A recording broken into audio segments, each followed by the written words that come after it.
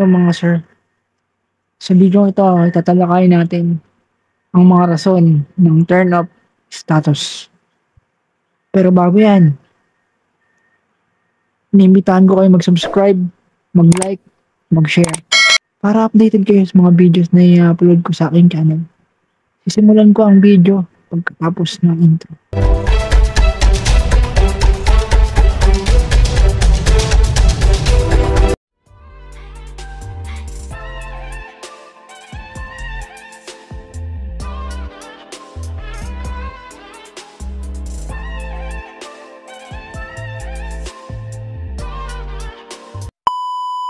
Ano ba ang dahilan ng turn up status?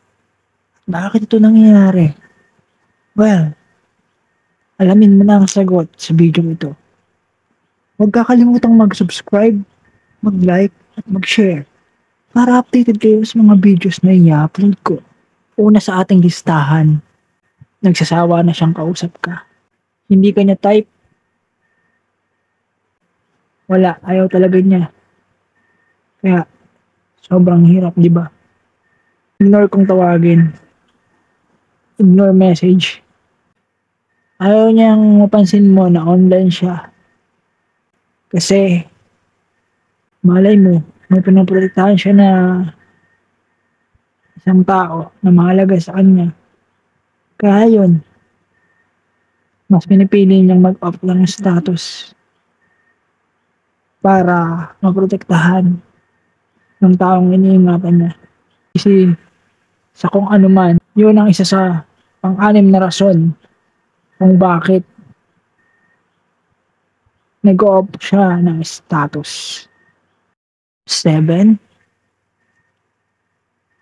Naghihintay siya dun sa taong mas pinapahalagahan niya o mahalaga sa kanya.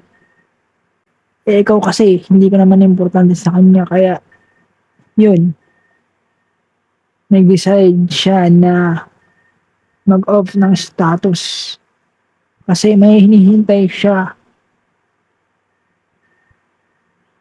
na mas mahalaga kaysa sa'yo. Yan ang rason kung bakit madalas nag-off status. Kung nagustuhan niyo man ang video ito, ay i-like mo na. Mag-subscribe ka na din para updated ka sa mga videos na i-upload ko. At kung may kulang sa sinabi ko, pwede bang paki-comment at babasahin ko yan sa comment section sa baba. Ito si Kuya Josh TV, signing off. Abangan sa channel na ito ang iba pang videos na i-upload ko. Maraming salamat po. Keep safe and God bless. Bye-bye! Ngayon po ay nakaka 532 subscribers pa lamang po tayo. Sana po ay madagdagan pa siya.